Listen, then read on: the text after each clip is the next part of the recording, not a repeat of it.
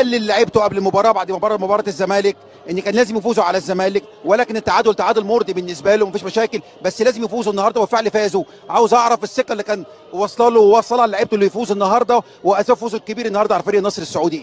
Qu'est-ce que vous avez dit à vos joueurs pour gagner ce match après le nul, mais qu'il fallait gagner le match du Zamalek? الصراحه ديما عندنا فكره واحده في الفتح، وانا كمدرب ديما كنقول للعبه ديالي يدخلوا يلعبوا الكره ديالهم. دابا حنا 3 سنين كنلعبوا بهذا اللعب.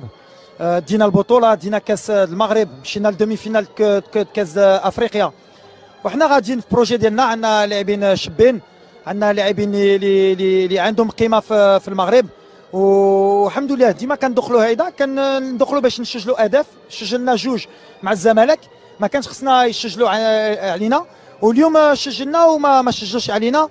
فرحان انا اليوم بالماتش.